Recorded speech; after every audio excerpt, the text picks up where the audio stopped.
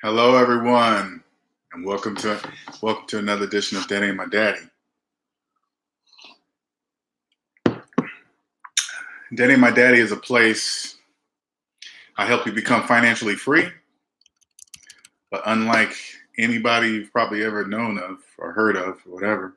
No, not everybody, but don't not everybody, but most people. Let's say it like that. I'm never gonna say everybody. Everybody. When you hear that word, everybody, they're implying that everybody in the world, and that's not true. That should give you a hint right away as soon as you hear somebody say, "Oh, everybody has car notes. Everybody has this kind of payment." That's not true. Everybody doesn't. All right. Today, I am going to give you an example using myself of what is phantom income. All right. And phantom income can only be seen by people that are not in debt. People in debt can't see phantom income. It's mathematically impossible for them to see that. So that's why they name it phantom. All right. And so before I get into my story, I want to give you a generalization of everything so you guys can understand the story I'm about to tell you of myself that I did something I did recently. Uh, when you think of money, you must start thinking money collectively instead of individually. All right. So like if the majority, for example, if the majority, like when they talk about the average car payment, the average cell phone payment, the average whatever payment, right? The average is made up of millions upon millions of people doing this, making the same financial moves, doing the same financial things over and over repetitively, right? That's what the average is, okay? And how you can tell if you're the average, let me give an example how you can tell if you're the average. If the average car payment is $500 and your car payment is $500, you're part of the average. Okay. If the average monthly cell phone payment is around 500, around $100, and your cell phone bill is around $100, you're part of the average, right? And and for you to understand, if you're in debt, some people don't even know they're in debt. Okay, and this is how to tell if you're in debt, and if you can see phantom income, and if you cannot. Okay, add up all your savings, add up all your debt, and then go savings minus debt equals how much money you have in real life. If that number is in a negative, you have no money, so you can't see phantom income because money's not even real to you. I know you can pull some out your pocket and you think it's there. Like, say, like you had $1,000 cash in your pocket, but you had $100,000 in student loan debt. You pull the cash out. At that moment, your net worth is negative $99,000. 1,000 minus 100,000 is negative $99,000. So the money you see in your hand is not real. If you believe it's real, go ahead. Okay, it's there. All right. If you believe it's there, but it's not real for you. That's why phantom income, you won't really understand what I'm saying when I tell you this. Okay. So I'm going to tell you what I did recently. Okay. So the average, as of 2019, the average cell phone bill is $100 a month. Okay. Got it? That's $1,200 a year. I just got on the phone plan that I pay $20 a month. That's $240 a year. Get it? At the end of that year, the difference between the two is $960. So at the end of the year, all the millions of people that make up the average that have paid $1,200 over 12 months, and I paid $240, I get to take $960 and put it in the bank. That's money in my pocket. You don't see it. You can't tax it. It's invisible. That's why they call it phantom, but it's real. If you pay less taxes than the majority, that's money in your pocket. That's called tax avoidance. Tax evasion is illegal. Tax avoidance is legal. Again, you cannot see this if you're in debt. It's mathematically impossible for you to take advantage of that at all. You just can't because you have no money to do it. See what I'm saying? I'm gonna give you one more. I'm gonna give you another example. If you're in debt, you can't afford to do this. This is a better This is a better way of looking at it. Now, if you see me, if you're one of the people that follow me, right? And you start to get upset, and who is he? I don't see no degree behind his name. What school did he go to? What college? Those are feelings. Math and money are one. The only thing that can separate math and money are feelings. How you feel about it is irrelevant. All you got to do is look at the math. Do the math yourself. If your math matches my math, you got to ask yourself, how come I'm mad at what he's saying when our math matches? There's only one answer for math, and it's either right or wrong. It's black and white. There's no feelings. It's like me asking you, hey, how do you feel about 1 + 1 = 2? How do you feel about that? Does it make you feel warm and fuzzy inside? Are you jumping for joy? Are you happy? You probably look at me like, are you crazy? That's just 1 + 1 = 2. No feelings involved. Exactly. That's how you always got to look at your money. Here's another example. 401k. Now, the average person in debt believes they should pick a 401k. They go through these percentages of matching. Oh, that job doesn't match. I should give 15% of my income to my 401k so I can save for retirement. I get it. I understand. That's what you think, right? Okay. Back to the main example that I said earlier. If you have $100,000 in debt, you input your own numbers in these equations, okay? But I'm just keeping it simple. If you have $100,000 in debt, and you have $1,000 saved in your savings account, your net worth is negative $99,000. Now, if you're giving 15% of your paycheck to your 401k retirement, you're in a negative. So you're giving negative 15% to your 401k. It's not really real. You just believe it's real. Negative 15,000 is not matching anything. You're just matching more negative. That's mathematically impossible. When you're in debt, you can't see that. Okay, so you can't really afford that. And so on the other side, when you're out of debt, as of 2019 right now, you can max out your 401k with $19,000. Okay. Now, people in debt can't afford to do that. You can't max out for $19,000. You can't afford it. But when you're not in debt, I max out my $19,000 for the year. That takes $19,000 and I put it in. That goes into retirement and it's growing.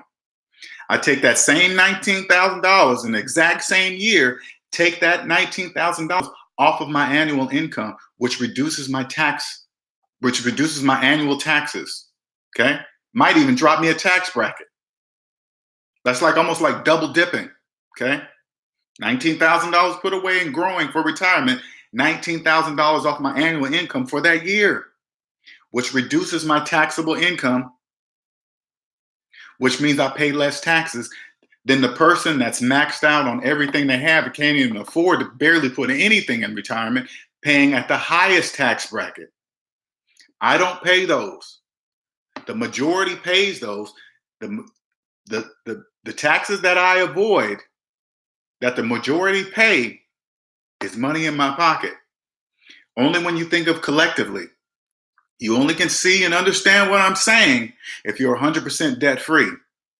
And how you can determine that, just like I said before, add up all your savings, add up all your debt, and then go savings minus debt equals my net worth, equals how much money I have in real life. That's real. All you got to do is you can do the numbers yourself. I'm not tricking you.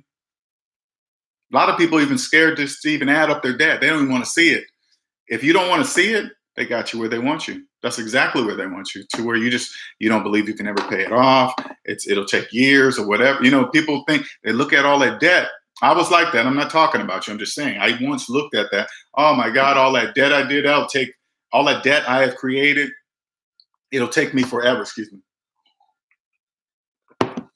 It'll take me forever to pay it off and all this other stuff. When you got to step back and say, there is no other choice. You have to. You can't borrow your way out of debt. It never works. It doesn't add the math. Say like, for example, you do a consolidated loan to try to.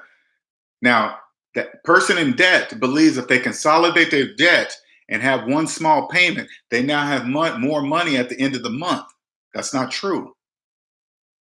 You just added more debt to your current debt. It just looks like that, but that's just a feeling. You feel like you have more money at the end of the month, but you don't. And all you got to do is do the math. Do the math, you'd be like, oh crap, I just got deeper in debt. Yes, you did. Okay, it's not helping you. Consolidated loans is not helping you. Your credit cards is not helping you. This is when you don't pay for things like the majority pays. That's money in your pocket. That's less than taxes. See what I'm saying? I pay $240. I pay it by the year, my cell phone bill. I pay $240 a year. That's including tax. The average person pays $100, and I'm sure it's way over that, plus all these taxes, because you sign up, think about it. You sign up for a cell phone plan. They say, hey, this is your money. This is going to be your monthly payment. And then when you get that first bill, it's never that amount. But yet nobody ever says nothing. They just go ahead and keep paying it.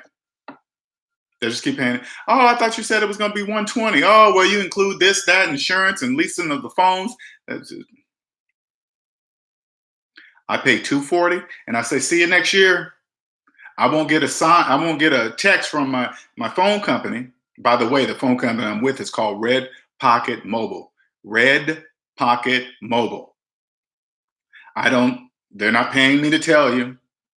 They're not paying me in any form or fashion. I'm just sharing information. But you must own your own phone. You can't bring a leased phone over to the service. You must own your phone.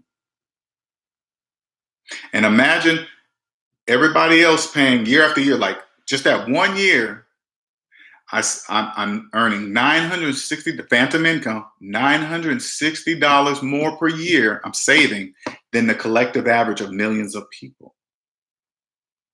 That goes for everything.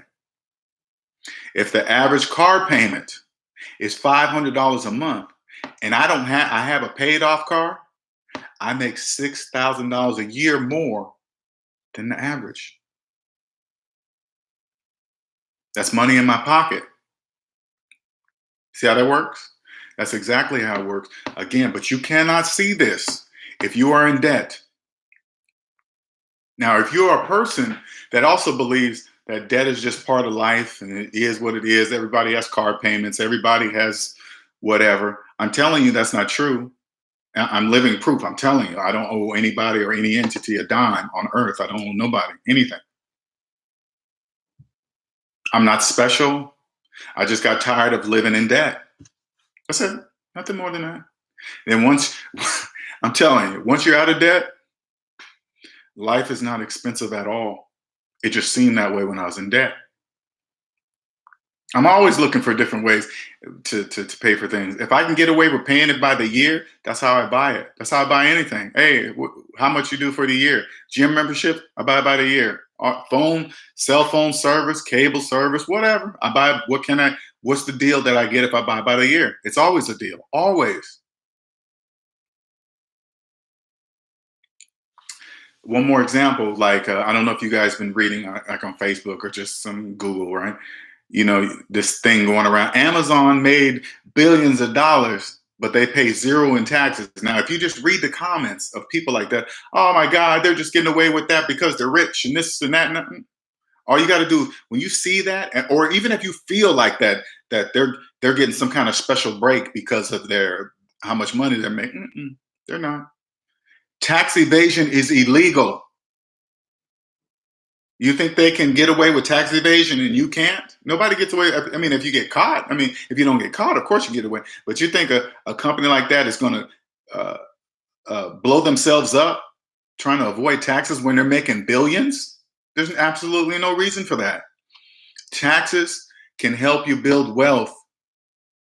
Taxes is part of the economy. If taxes weren't in place, there would be no economy. It would break. Still don't believe me? Still don't believe me? How come? Think about it this way: how come the penalties for tax evasion are so harsh, but you can owe the same amount to student loans for your whole life? How come you can owe $100,000, $200,000 to student loans your entire life, but you can't owe that same amount to the IRS? Why is that? It's money. It's money. It's the same money. You know why? Because the tax system is the backbone of the whole economy. You know how people are scared of being audited by the IRS and all that stuff? You know why they're scared? Because they don't know the rules. That's all. It's no different.